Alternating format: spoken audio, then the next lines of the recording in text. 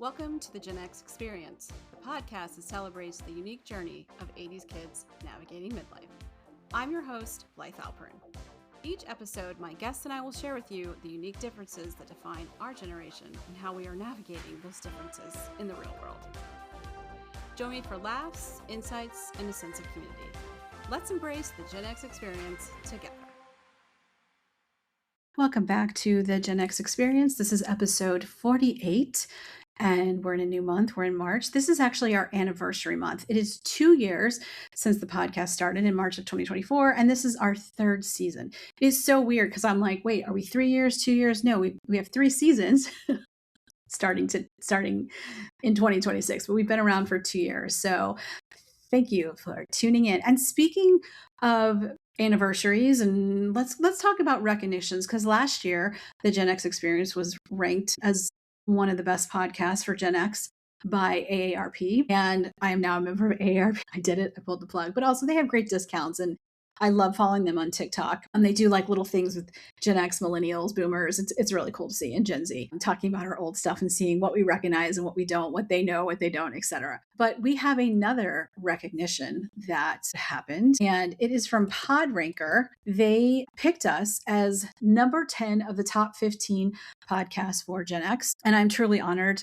I will include the link to that in the show notes so you can check out the description, what they wrote. I'll read it to you a little bit. But also if you want to check out some other Gen X podcasts, because we're out there, we're speaking up, we're not being ignored. But let me share you what they wrote, because the thing is, when I read it, I have to say, honestly, it made me so happy, but it also made me want to cry because I was having a little bit of doubts about the format. I'm like, should I change it up? Should I not do this? And then I read this and I'm like, no, people are getting it.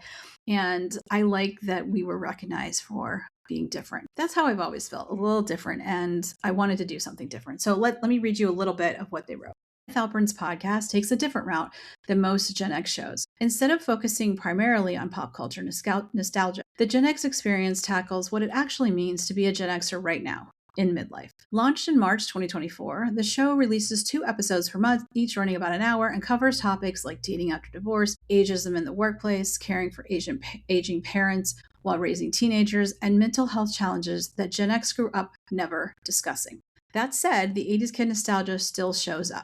Episodes regularly circle back to how growing up in that era shaped the generation's approach to the issues they're facing today. And then it talks about our notable guests and topics that we covered. And I'll finish with the last sentences because these are the ones that made me want to cry. The show fills an important gap. Plenty of podcasts will tell you about the best 80s movies, but very few address the real life stuff Gen Xers are dealing with right now. It's honest, practical, and occasionally vulnerable in a way that feels earned rather than performative. And I just love that so much. Thank you, PodRanker. That just fills my cup, fills me with joy. No sarcasm needed. Because, yeah, I wanted to create this in a different way. And it's nice to know that it feels honest and practical and vulnerable. Because, yes, sometimes I share things. Sometimes we get vulnerable, my guests and I, and we're going to keep doing it. So I'm happy that it's filling a gap for us. Because, no one prepares you for being an adult. I mean, and what I mean by that is we can never truly understand what it's like to be in your 20s and your 30s and et cetera, 40. Now we're like in our 40s, 50s, and, early 60s. And even though our parents tried to warn us, because they did we listen? Of course we didn't, because we don't listen to authority. And also when you're a teenager, especially, you're like, what do my parents know? These people are the dumbest people on the planet. I know more. I would tell my mom all the time, I'm like, Mom, it's the 80s. Ugh, Mom, it's the 90s. And then you get to that certain age where like, okay, my parents were right. I don't know anything. And adulthood is not all it's cracked up to be. It is some BS nonsense. And why did I want to grow up? I ask myself that occasionally. Actually, no, I'm sorry. More on a regular basis. I feel like as you get in your like late 40s and early 50s, you're like, this is supposed to get easier. It's not.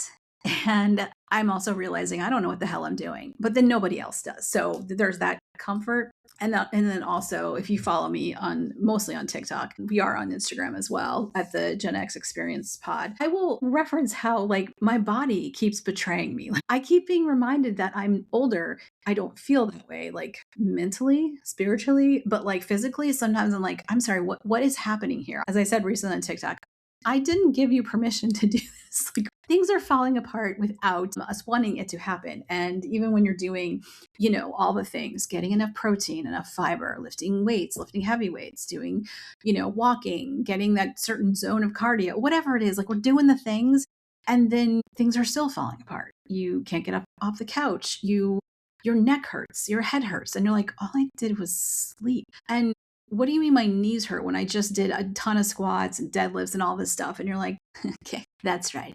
I'm in my 50s and I'm going to make the noise that my parents made when they got off the couch. Mostly my dad. He was very dramatic with his movement. Anyway, but yeah, like midlife it's an interesting time, and I definitely want to talk about it and address it. We move on to our golden years, which is way down the line. I'm going to say we'll cover that too. So speaking of, we're in March. What is the topic this month?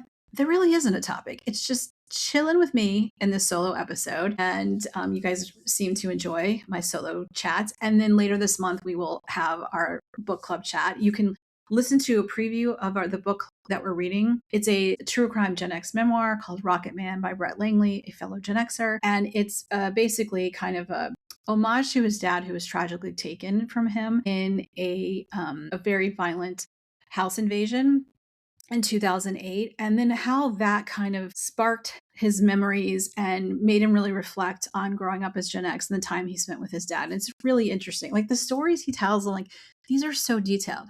How do you remember these so well? And it also just brings you back. You're like, oh, I remember that. Oh, I remember that. Oh, that's so interesting. And it's just like, like that's a Gen X guy. Yes. That music, whatever. It's really cool. And so I invite you to pick it up on Amazon.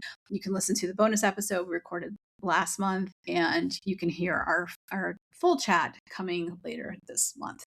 If you have read the book and you have any questions that you'd like to ask, please feel free to DM me or email me. My email is listed always in the show notes. That doesn't mean I want you to pitch me helping with my podcast. If you want to pitch me topics or things that you are working on that you'd like to share, please do. But I do not need help with the podcast at this moment. Someday I will, yes, but not right now. Anyway, so what are we going to talk about in this solo episode now that we're almost 10 minutes in?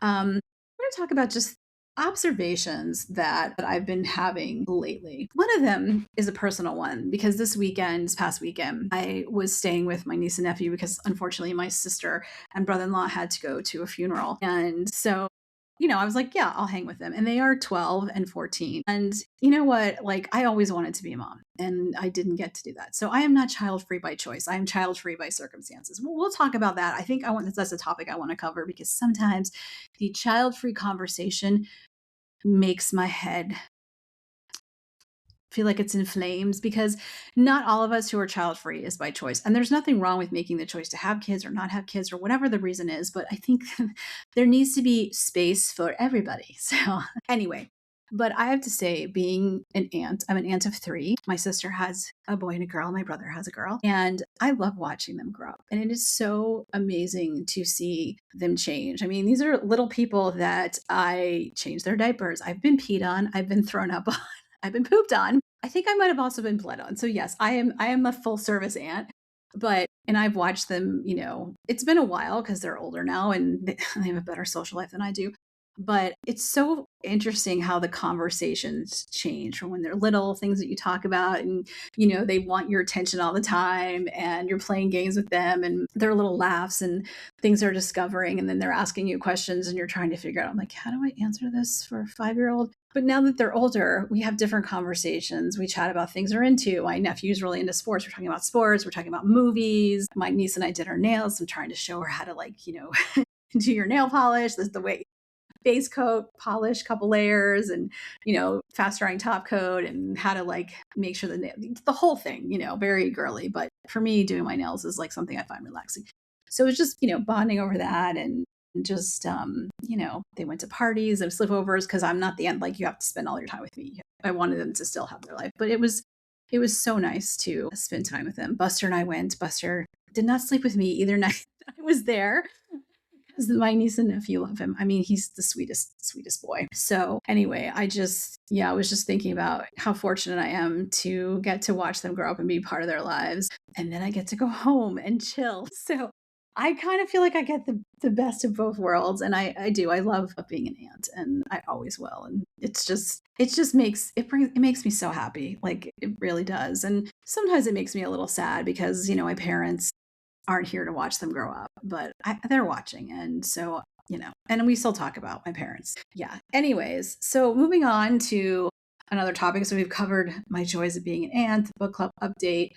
Um, let's talk about something I've noticed. And I don't know if you've noticed this as well, but our music is everywhere. Like, if you watch the Super Bowl, I mean, the ads, they weren't great, but I was like, wait, that's our music. That's our music. That's our music. I watched recently, I was at my sister and brother-in-law's, and it was like, we were watching TV and there was an ad that came on for a pharmaceutical. I think it was for something with stomach issues.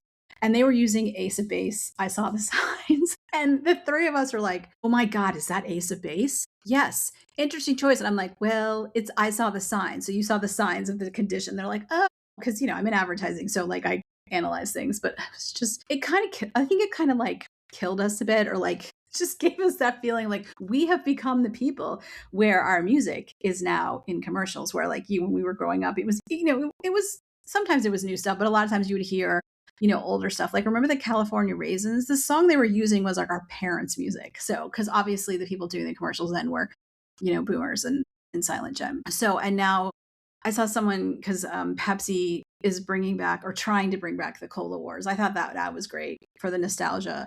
But someone online was like, this has to be Gen Z. And I wanted to be like, really? Because Gen Z probably doesn't know about the Cola Wars, because when I see discussions about advertising from Gen Z, they don't know things of a history of advertising, and they think things like pop-ups and events and whatever is like brand new.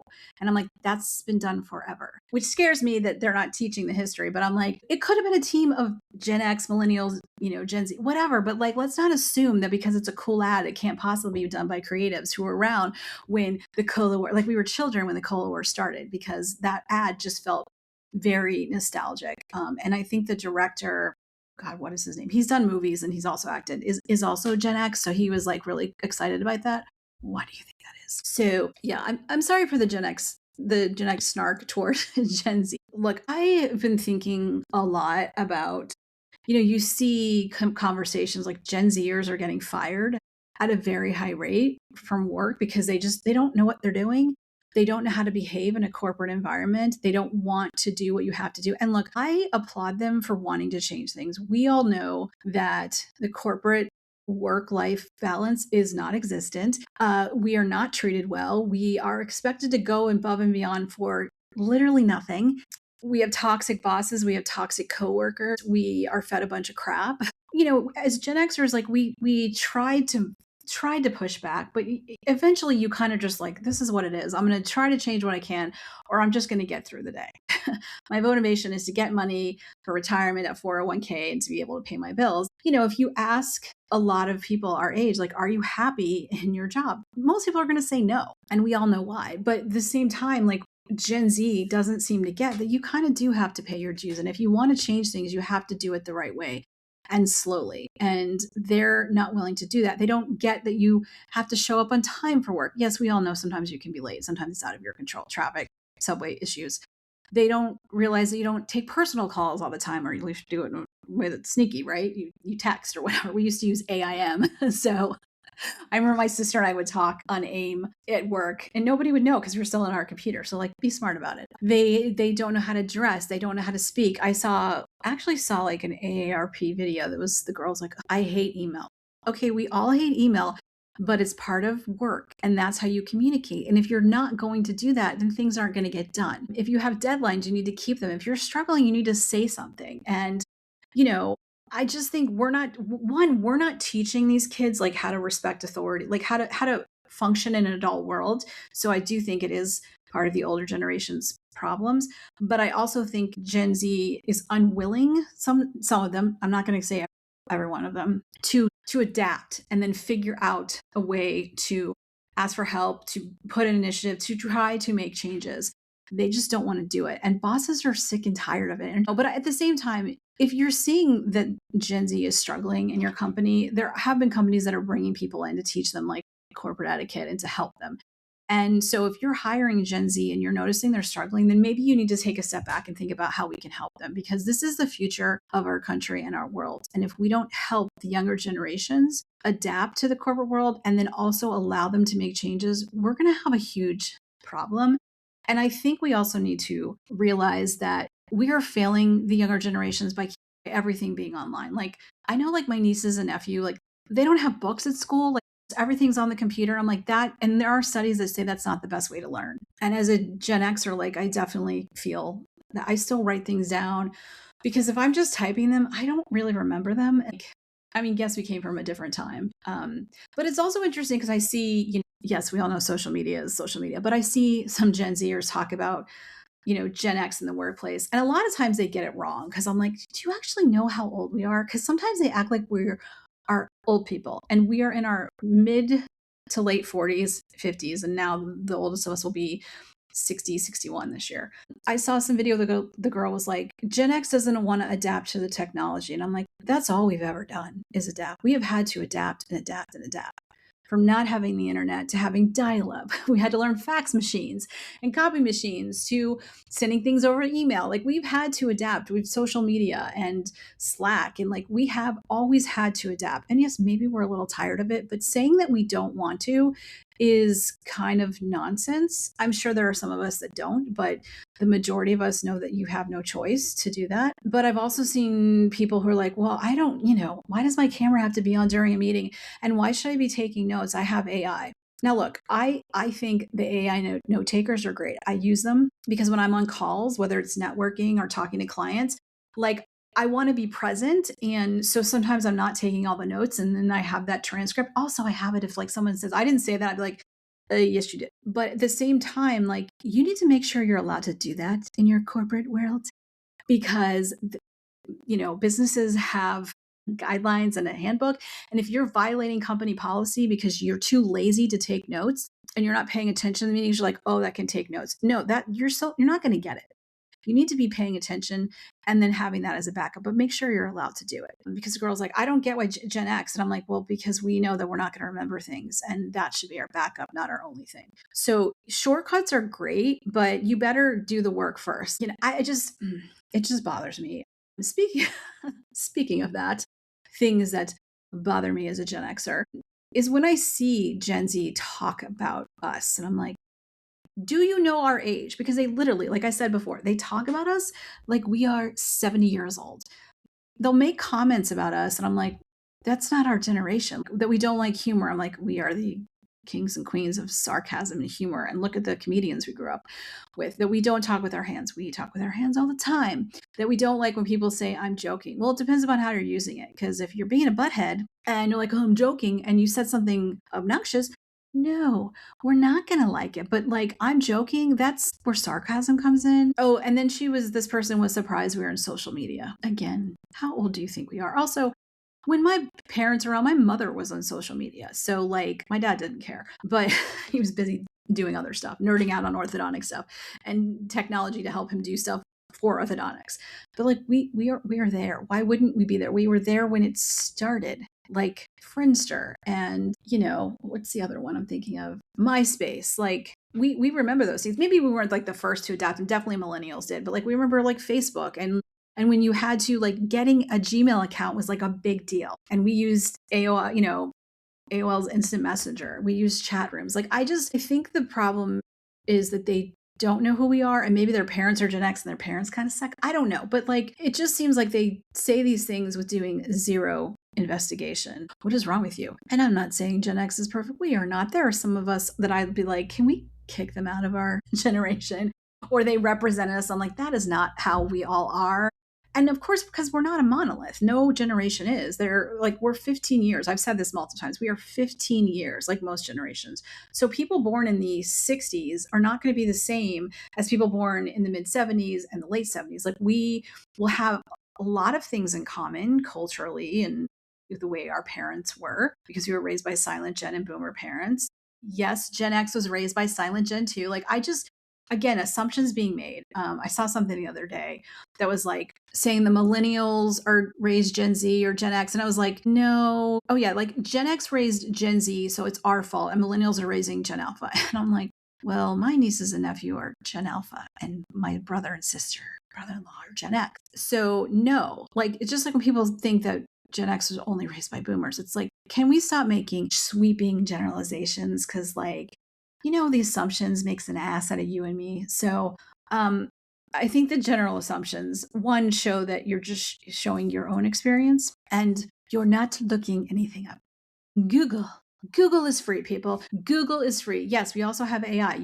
You can ask it questions. You can ask Siri questions. You can ask Alexa questions, but still double check. I know we don't do that, but it's just sometimes when I'm online, I'm like, dear God, y'all are embarrassing. And that goes for every generation. But I will say, I do think that, again, the older generations, which we are one of, need to do a better job of making sure that Gen Z and Gen Alpha are prepared to go into the world as best you can, and that they realize that being an adult sucks, the big one. And, we have to work. And yes, they're going into a very hard job market. I mean, they're acting like it's the hardest job market of all time. And let's be clear, we had the Great Depression, we had the housing crisis, we had the dot-com bubble burst, we've had recessions, inflation, et cetera. We've had job markets change. I think that's also the thing when you think you're the only person that's been through it and you go, oh, other generations don't understand. That's a sweeping generalization, and that's not true. We remember things. I have seen people ask questions like, hey, you went through the dot-com bubble burst or the housing crisis and then affected the job market. Like, what was that like? And I saw a girl last night. She's like 25 and she's having like the quarter life crisis and she was freaking out. And I felt for her. So I'm like, yeah, we've all been there when we were in our mid 20s where you're like, I don't know what I'm doing. I don't know if I'm doing this right. What if I'm bad at this? Like you just start to question everything, because I think when you get to be about like 25, it's like you're out of college, you are in your adult life, and you're starting to realize like, I have no clue what I'm doing. I feel like I should. Maybe you see people around you your age who are getting married or doing this, and you just feel like you're floundering. And that is totally natural. And the comments underneath were so kind. Like people were like, yep, that's what happens in your 20s. You're going to be fine. We've all been there. And I was like, that's when my faith in humanity is restored, when we're like, times are hard. And being in your 20s, yes, have as much fun as you can. Use that decade as experimentation to figure out what you want and what you're doing, but also realize you're going to come to a point where, like, I don't know what the hell I'm doing. Am I supposed to? No, you're not. No, nobody really ever figures it all out. And I think when you realize that, you're like, okay, being a human is not easy. And as the world changes and evolves, it is hard. Yes, it's hard to buy a home. Yes, it's hard to save for retirement. Yes, the job market right now is crazy. Yes, the economy in the world and everything feels very unstable. This is not the first time this has happened. And I do think probably, a lot of us feel helpless and we don't feel hopeful, but we have gone through rough times, world wars, etc. The Great Depression. Okay. Like things have changed and evolved. And there have been times in history where, we've all felt like is this all there is? Are things going to get better? Are things going to get worse? So I think as older generations too, be understanding of what people are facing. And it's okay to say to them, like, hey, this is not the worst that have been. Like, yes, you feel this, but other generations have felt this. Maybe ask them. And we're trying to understand, we're trying to remember, but don't assume that your life is the worst. That's like when, our parents or grandparents would be like, oh, I had it worse than you. I had to walk uphill in the snow to school both ways. And you'd be like, yeah, you can't walk uphill both ways. And you grew up in Florida, it didn't snow there. So, it's just hard. The thing is too, as you get older, you do start to forget sometimes what it's like to be a teenager or in your 20s or 30s or whatever. And sometimes when you start talking to people that age, you're like, oh God, yes, I remember that. And you're like, yeah, that's how it was. Or no, you see how things are different. And I just think we need to show each other some empathy and some understanding. And that goes both ways, because I do get tired of the younger generations assuming that they're the only people that have gone through this, and they start blaming. I see a lot of,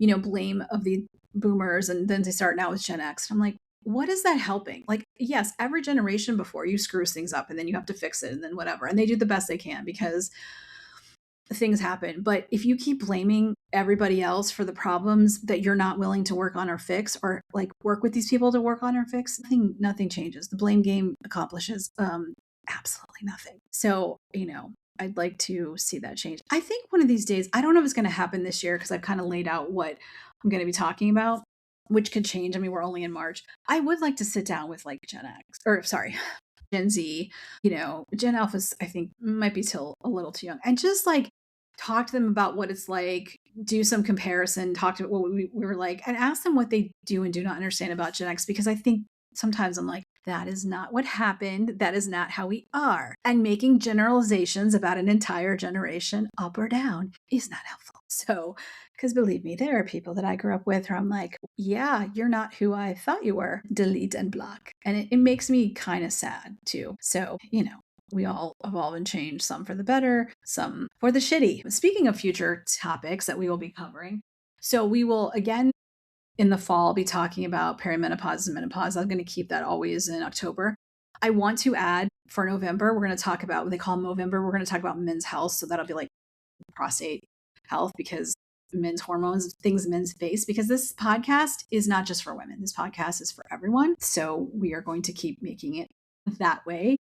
We will have more book club picks as well. What else are we talking about? Like I said, next month we're talking about Gen X being, CEOs or not. We will talk about, I thought we'd be fun to look back at, 1986 and like the movies, because I've seen a lot of the movies from that time seem to be coming back into theater. There's a craving for nostalgia and of a simpler time. Like, I don't know if it's age related or just the way the world feels, but when all of us love talking about our music from the past and the movies and the TV shows and even commercials and just the way that life was. And was it perfect? Of course, it was not perfect. I mean, the 70s were not perfect. Like when I was about to be born, we had the Watergate crisis going on. There was a recession. There was a gas shortage. Like in the 80s, we had the AIDS crisis. Like, in the 90s, there was a Gulf War. Like things happened. It wasn't perfect by any means.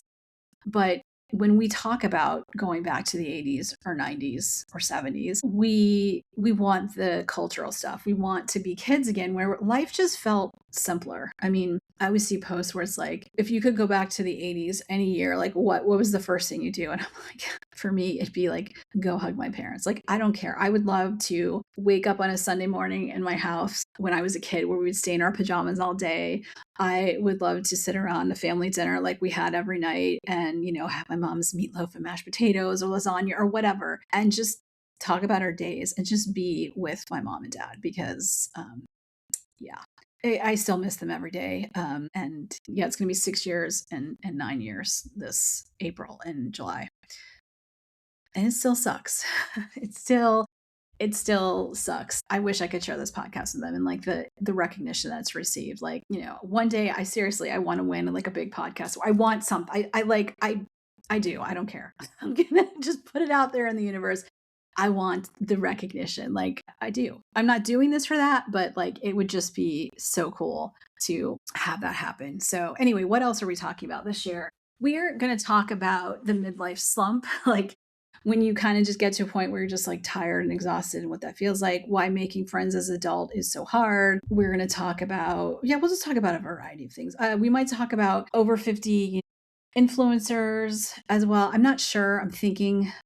Anyway, those are just some of the topics. If there's anything that you would like me to cover, let me know. You can, again, always email me and just say, podcast topics. If there's someone you think I should talk to, let me know. If you have a book suggestion for the book club, let me know. I think the next one, our summer book club, I think we'll do something silly and fun. Maybe we'll do a choose your own adventure. We'll talk about that. I don't know. Maybe I saw like books from our youth, like, I don't know, Are You There, God? It's Me, Margaret, Mr. Henshaw, The Mouse and the Motorcycle. Like maybe we'll do something younger. I don't know. Let me know your thoughts. So just trying to think of things. The brain is always flowing. So, but I of course, I want your input. What else? Oh, speaking of nostalgia, is anybody watching Love Story? I tried. If you like it, totally fine. Everyone is entitled to their own opinion. I tried. First, I wasn't going to watch it at all because I'm like, not a huge Ryan Murphy fan. I tried to watch his show. I think he did about Truman Capote, and it was so boring and awful. And the guy playing Truman Capote, I'm like, can we stop cosplaying as people? It was not good. So I wasn't interested in watching the love story, which is about John F. Kennedy Jr.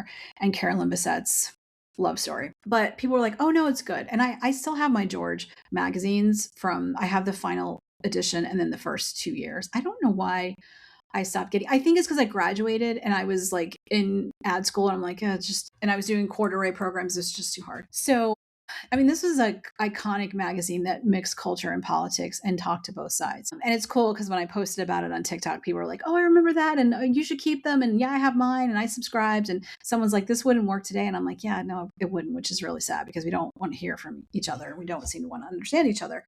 But anyway, so I tried to watch 3 episodes. I forced myself to watch 3 episodes. And I was like, I cannot do it because Naomi Watts played Jacqueline Kennedy. That was the worst portrayal I've ever seen. And the writing for the show is straight up garbage. I'm sorry. I constantly was stopping it to go look things up because I'm like, this seems like nonsense. It's drama for the sake of drama. It feels very tabloidish. Can you tell I don't like it? The way Daryl Hannah was portrayed, because she dated JFK Jr., made her look pathetic, needy, it just insensitive. And it was just like, I mean, she got so pissed off that she wrote an opinion piece in the New York Times. I'll try to link it. It's worth reading. And one of the things that caught me by surprise was she's like, there's a podcast. A lot of shows do this, right? They have podcasts to go along with the show. But the producers were saying, everyone's rooting for JFK and Carolyn or JFK Jr. and Carolyn Bessette. And so we need to have an antagonist. And that's what, Daryl Hannah is. I'm like, no, this is real life you're talking about. This is not a fictionalized story that you just maybe were inspired by them. So you decided you have to like dramatize it and lie about someone. That is disgusting to me. I find that appalling and disgusting. What I also find gross is the people who like criticize Daryl Hannah. I'm like, you don't know what happened. She has the right to speak up and stand up for herself. The same with like Jack Schlossberg, who is JFK Jr.'s nephew, Carolyn Kennedy Schlossberg's son. He's pissed off. He's been very outspoken about a lot of things. He is running for office, I believe, in New York. Some people saying he's just capitalizing on his uncle and the Kennedy name. Well, this show just happens to come out when he's running, and he is a Kennedy. So why wouldn't he capitalize on that? I mean, the Kennedys are a political dynasty in this country. They're probably the closest thing maybe we had to royalty because, they called John F. Kennedy and Jacqueline Kennedy like Camelot because they were young and it was a different time and people were just like fascinated with them, rightly so. They were very interesting, characters and people, and just the tragedy of the assassination and just like, they were young and smart and fashionable and attractive. And so, yeah. And then because of the assassination, we became fascinated with John F. Kennedy Jr. because he was so young. And also as he grew up, the man was stunning. He was super hot and an interesting person, charismatic and smart. I saw someone say, never seemed to have much confidence. I'm like, are you kidding me? Did you not watch any of his interviews? Watching a little bit of Love Story was like, God, I cannot imagine growing up under that much scrutiny and constantly having the paparazzi follow you around and constantly people wondering about what you're doing. Are you going to follow in your father's footsteps, etc.? Like, I don't know how you live like that and also grow up, under the spotlight in a famous family and having lost your father in such a public, horrible way. Like, I can't imagine it. So I feel great empathy for him. At the same time, we all know that he shouldn't have gone up in that plane. And it's tragic and sad, but he's the reason they're not here. He just didn't have enough experience. The weather wasn't good. His instructor wasn't there. Not to mention, I just have to say as a side note, I don't care who you are. You could be John F. Kennedy Jr. I am never getting in one of those I hate those small planes. I'm claustrophobic. They make me nervous. I need a bigger plane and a window because last year went to fly to Colorado, or no, not last year, the year before. And I always like to sit in the window seat. There was no window. And I was like, oh, we're going to have a panic attack because I am claustrophobic. Thankfully, the lady switched with me. And then on the way back, I switched my flight. But, airlines used to tell people anyway, there's no window because some of us are claustrophobic. And I swear to God, as I've gotten older and perimenopausal, I feel like my anxiety and claustrophobia has gotten worse. So thank you. Thank you. But anyways, back to this show, it's so dramatized. And I think there's a lot of people, of course, Gen Z who wasn't around for this, don't remember it. I'm sure there's some millennials who don't remember because they were very young, who are like, what's going to happen? Again, Google is free. You can literally look up what happened to JFK Jr. and Carolyn Bessette. Also ask yourself, you know what? I don't see them anymore. I wonder what happened.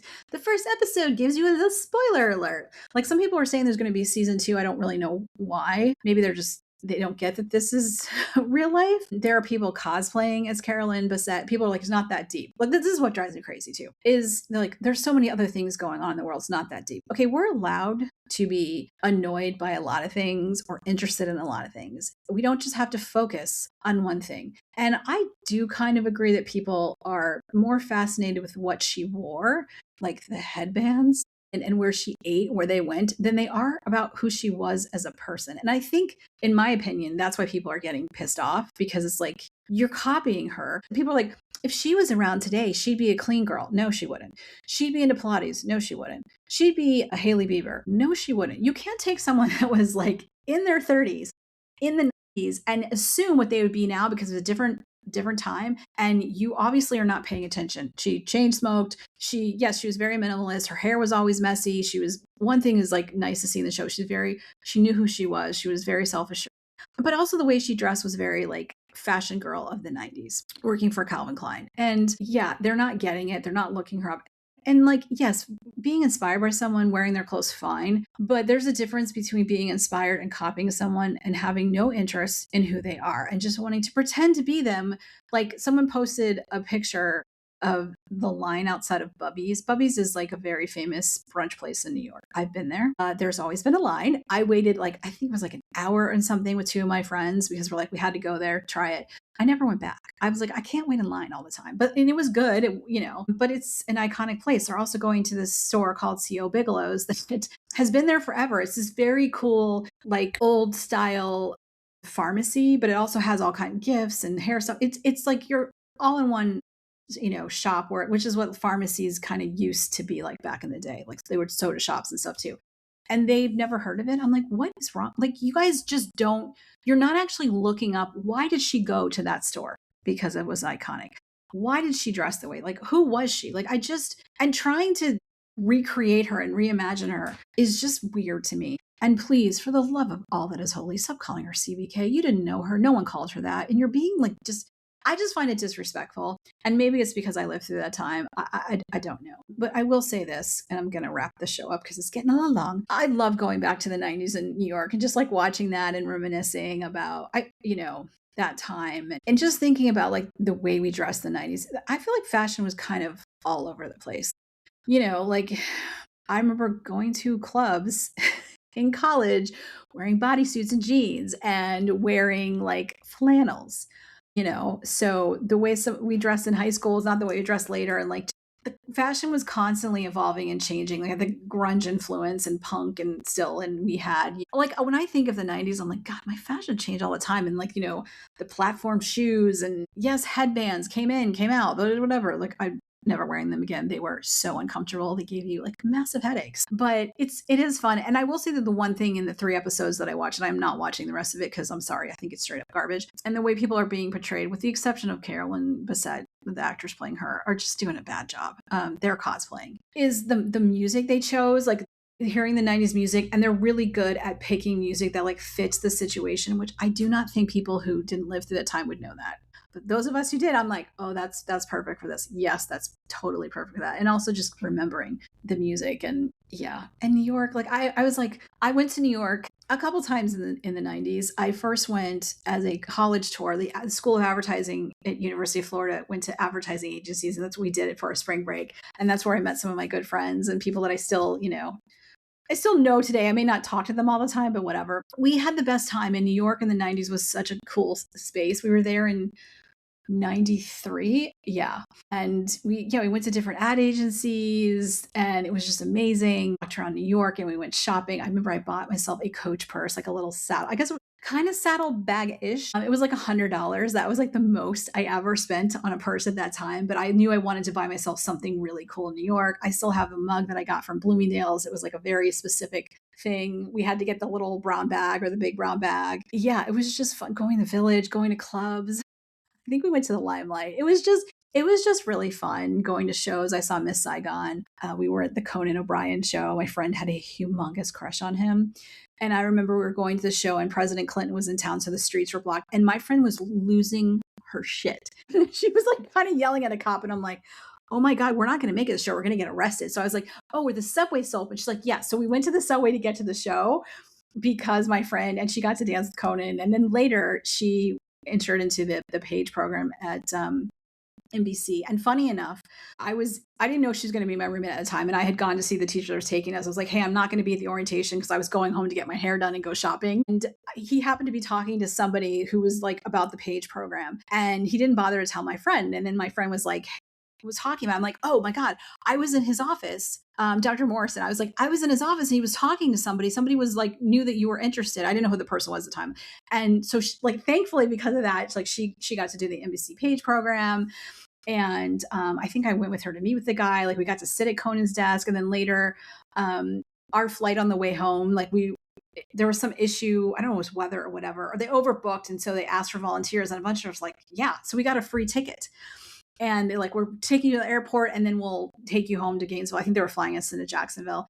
And so she used her ticket to go to New York. And I'm like, hey, I'm going to save my ticket to come visit you. And that's what I did. So I got to hang out in New York with her, and I got to hear all about the page program. And it was just such a unique and special time. And New York was just so interesting. Like you could ride the subway, because when I went to New York with my parents when I was younger, like the subway, you could smell the subway from the stairs. So yeah, it was a unique time. And if you want to watch the show for that, fine. And if you're liking the show, like, again, like I said, totally fine. I think it's straight up crap. I also think it's weird when people are criticizing, the Kennedys or Jack Schlossberg, like telling him he doesn't remember things or whatever, like, or Daryl Hannah, like, you weren't around in that time. Even if you were, these are people's real life. These are people's real family. These are people's real experiences. And we don't know what happened. And it's just obnoxious for us to think that they would, aren't going to be pissed about their betrayal. As I have to say, if my family was being showed and I was never asked about it, I wouldn't be happy either. Because you are bringing up a painful time. Like that accident was so, so tragic. I remember being in Chicago when it happened, being on the phone with friends, and we're all like, oh my God, are they going to find them? And then realizing like, they're dead. They're dead. And then hearing when they did find them and they were still in their seats, and like, because he had a broken foot at the time.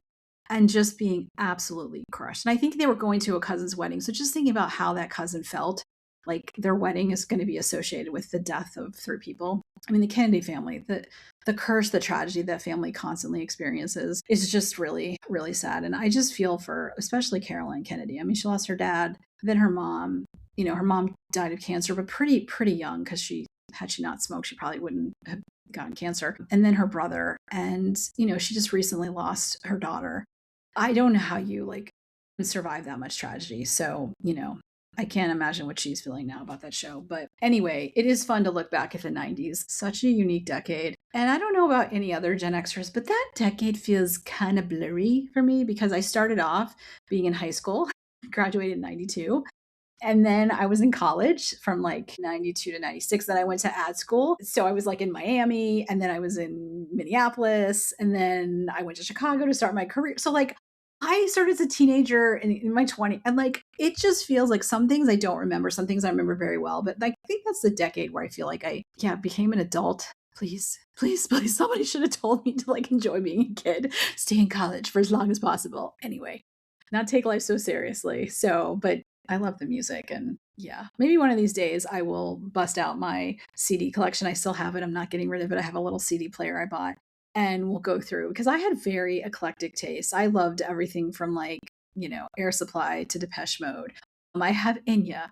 I have, Guns N' Roses. No, not Guns N' Roses. I don't think I was not a huge. I have Poison. I have Gregorian chants. I have electronic music. I got into like, a lot of alternative, and so, Napster, CD Birds, and like all kinds of stuff. And I think it'd just be fun to like look back at that. So maybe we'll do that one of these solo episodes. Anyway, I've been talking for quite some time, so we're going to shut up. So anyway, thank you for coming along on this rambly journey of my solo episode. Hopefully you enjoyed it. And don't forget to pick up Rocket Man, our winter book club. Spring is almost here. In Atlanta, it feels like it's come early. It is available on Amazon. I'll include the information in the show notes. Don't forget to follow us on Instagram. Definitely I'm more active, and our community is larger on TikTok.